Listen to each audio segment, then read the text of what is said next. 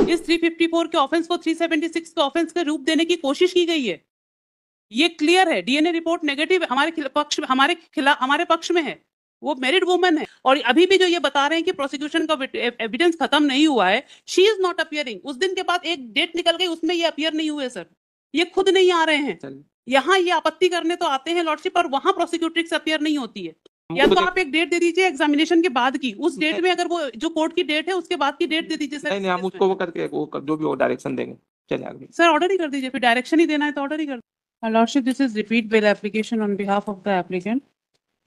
Offense are आप देखते हैं offense are 376, 294, 354, 458, 324 and 506 of IPC. Custody है 16/5/2024 से जेल में है। Lady is about 48 years of age, Lordship, and the applicant is 30 years old.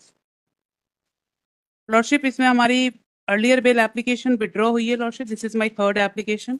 Lordship, इसमें एफआईआर रजिस्टर होती है 11/5/2024 को। इसमें डेट्स बहुत इंपॉर्टेंट है लॉर्डशिप। 11/5/2024 को एफआईआर रजिस्टर होती है लॉर्डशिप। एफआईआर के कंटेंट्स के हिसाब से जो ऑफेंस रजिस्टर होते हैं वो होते हैं 294, 324, 354, 458 और 506। 376 का कोई ऑफेंस 11 तारीख को रजिस्टर नहीं होता है।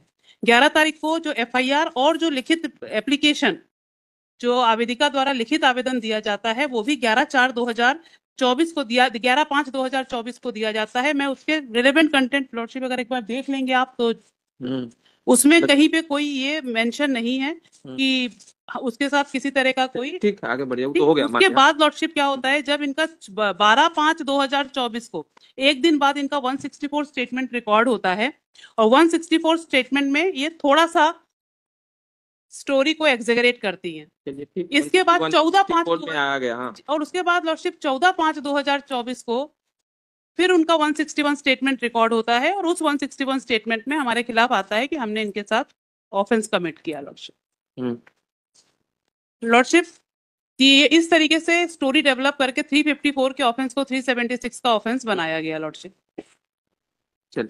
एप्लीकेंट जो कस्टडी में है लॉर्डशिप 1 साल से ऊपर हो गया है, कस्टडी 16/5/24 से कस्टडी में है, और कंटिन्यूअस हमने पहले ऑर्डर शीट्स लगाए थे कि ये कोर्ट में बयान देने नहीं आ रही थी लगातार 1 साल से, तो इन्होंने यहाँ से कोर्ट के आदेश के बाद this honourable court has directed the complainant counsel to get her appeared before the trial court, and therefore she appeared on 16/5/2025.